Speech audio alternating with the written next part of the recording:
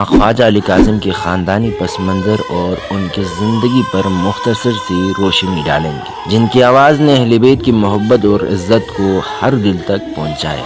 خواجہ کاظم کا پورا نام خواجہ علی کاظم ہے۔ آپ کا خاندان خواجہ فیملی سے تعلق رکھتے ہیں، اس لیے آپ کو پیار سے خواجہ کے نام سے بھی پکارا جاتا تھا۔ آپ کے والد کا نام خواجہ نذیر ہے جو کہ گریڈ 1 کے ملازم ہیں، اور والدہ کا نام بطول ہے۔ آپ کے والدین کو اللہ تعالیٰ نے 3 بیٹے کی نعمت اور 2 بیٹی کی رحمت سے نوازا۔ اس طرح آپ کے کل 5 بہن بھائی ہیں، اور آپ شاید اپنے بہن بھائیوں میں دوسرے آخری نمبر پر آتا ہے۔ آپ زیادہ تر اپنے بڑے بھائی خواجہ ندیم کے ساتھ اٹھنا بیٹھنا ہوا کرتا تھا، اور اپنے بھائی کے ساتھ ہمیشہ دوستانہ ماحول میں رہا کرتے تھے۔ آپ کا تعلق بلتستان کے نواحی گاؤں ارگیول یا ارگیول کے ایک چھوٹے گاؤں چھن ارگیول سے ہیں، اور ساری زندگی وہیں پر مقیم رہے۔ آپ کو کھیلوں میں سب سے زیادہ کرکٹ اور فٹ بال کھیلنے کا شوق تھا۔ آپ کا سب سے پسندیدہ ملک عراق تھا، اور آپ کا عزم تھا کہ آپ مستقبل میں ایک ڈاکٹر بن کر اپنی قوم کی خدمت کریں، اور اس راہ پر چل کر انسانیت کی فلاح و بہبود کے لیے کام کریں۔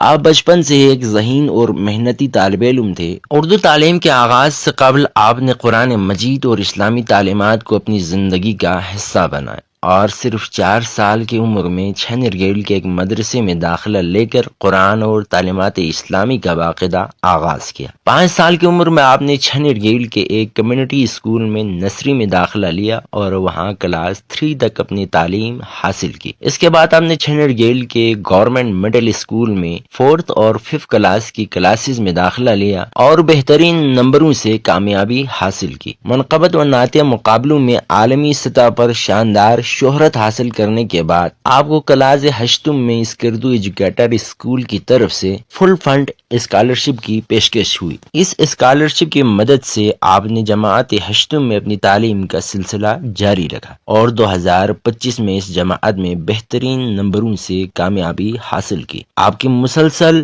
محنت اور لگن نے آپ کو ایک نئی تعلیمی مقام تک پہنچایا، جہاں آپ نے کلاس 8 میں داخلہ لے کر اپنی تعلیم کا نیا باب شروع کیا۔ آپ کو بچپن ہی سے قصیدے، منقبت اور نعت پڑھنے کا بے حد شوق تھا۔ چھن ارگیول کے مدرسوں میں ہونے والے نعتیہ اور منقبت مقابلوں میں آپ ہمیشہ حصہ لیتے تھے، اور ان میں بہترین پرفارمنس کا مظاہرہ کرتے تھے۔ اس کے علاوہ اسکول کے بزم ادب پروگراموں میں بھی آپ ہمیشہ پیش رہتے تھے۔ اہلیان ارگیول آپ کی آواز کی خصوصیت سے بخوبی واقف تھے، اور ہر چھوٹے بڑے محفلوں میں آپ کو مولا کی مدح خوانی کرنے کا موقع دیا جاتا تھا، جس کی دلسوز آواز نے ہمیشہ سامعین کے دلوں کو جیتا۔ آپ نے اپنا پہلا قصیدہ بلتی زبان میں کھرمن کی ایک محفل میں پڑھا، جہاں آپ کی آواز نے زبردست مقبولیت حاصل کی۔ کھرمن کے عمائدین نے آپ کی حوصلہ افزائی کی، اور آہستہ آہستہ آپ کی آواز پورے بلتستان میں گونجنے لگے۔ 2020 میں پاکستان ٹیلی ویژن PTV کی جانب سے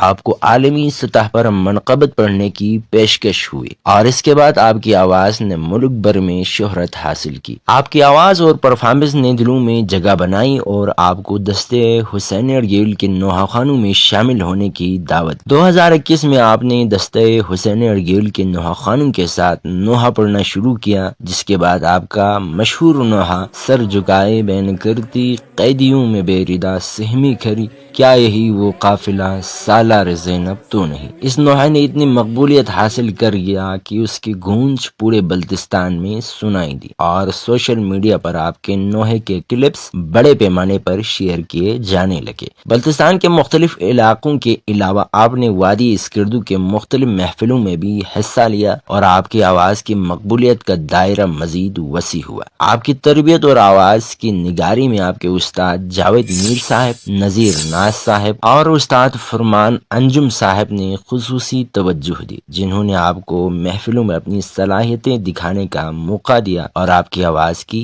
اصلاح کی۔ آپ نے اسکردو، کھرمن، گانچے، شگر، گلگت، استور اور نگر جیسے علاقوں میں محفلوں میں شرکت کی اور وہاں کے مومنین کے دل جیتے۔ 2020 میں پاکستان ٹیلی ویژن پر منقبت پڑھنے کے بعد آپ کو ملتان میں بھی منقبت پڑھنے کے لیے لیے بلایا گیا، اور اس کے بعد آپ نے پاکستان کے مختلف بڑے شہروں میں جیسے اسلام آباد، کراچی، راولپنڈی اور دیگر چھوٹے بڑے اضلاع میں اپنے فن کا شاندار مظاہرہ کیا۔ بین الاقوامی سطح پر بھی آپ نے مولا کی مداح خوانی کی اور تنزانیہ، عراق، ایران، شام، کوفہ، کربلا اور نجف کی مقدس مقامات کی زیارت کی۔